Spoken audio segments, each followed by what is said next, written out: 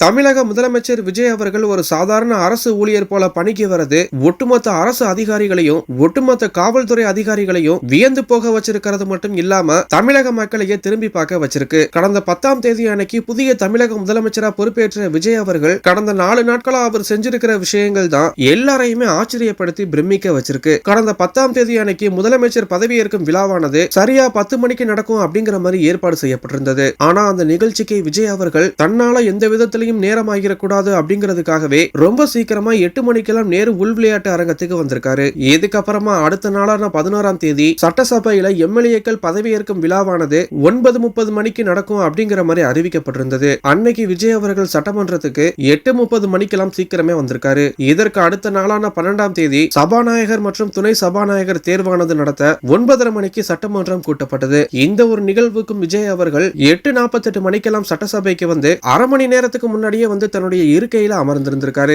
இதற்கு அடுத்தபடியே 13ஆம் தேதி அரசு நம்பிக்கை வாக்கெடுப்பு நடத்தப்பட்டது. இதுவும் 9:30 மணிக்கு அறிவிக்கப்பட்டிருந்தது. இந்த ஒரு நிகழ்வுக்கு விஜய் அவர்கள் 8:55 மணிக்கெல்லாம் சட்டசபைக்கு வந்திருக்காரு. 3 நாட்களா நடந்த சட்டசபை நிகழ்வு நேற்றைய முன்தினம் நிறைவடைஞ்சு நேற்றைய தினம் விஜய் அவர்கள் தன்னுடைய பணியை செய்ய மற்ற அதிகாரிகளை விட ரொம்ப சீக்கிரமா 9 மணிக்கெல்லாம் தலைமைச் செயலகம் வந்திருக்காரு. வந்த உடனே தன்னுடைய பணிகளை செய்ய தொடங்கியதோட நேற்றைய தினமே பல்வேறு ஆலோசனை கூட்டங்களையும் நடத்தியிருக்காரு. இதன் பிறகு எல்லா பணிகளையும் செஞ்சுட்டு 4 மணிக்கு மேலதான் விஜய் அவர்கள் வீட்டுக்கு போயிருக்காரு. இதுல இன்னும் ரொம்ப அதிசயமான நிகழ்வு என்ன அப்படின்னு பார்த்தோம்னா விஜய் அவர்கள் எந்த ஒரு ஆரவாரமும் இல்லாம எந்த ஒரு பந்தாவும் இல்லாம கடந்த 4 நாட்களா அவரே சாப்பாடு செஞ்சு எடுத்து வந்து தலைமைச் செயலகத்திலேயே அங்கிருந்த அதிகாரிகளுடைய ஒன்னா உட்கார்ந்து அவர் மதிய உணவு சாப்பிட்டிருக்கிற விஷயம் தான் எல்லாரையும் ஆச்சரியப்படுத்தி பிரமிக்க வச்சிருக்கு. கடந்த 4 நாட்களா எந்த ஒரு முதல்வரும் செய்யாத பல்வேறு சிறப்பான விஷயங்களையும் பல ஆக்கப்பூர்வமான விஷயங்களையும் ஒரு சின்சியாரிட்டியான முதல்வரா விஜய் அவர்கள் வேலை பார்த்திருக்காரு. இப்படி ஒரு முதல்வரை தான் நாங்க எதிர்பார்த்தோம் அப்படிங்கிற மாதிரி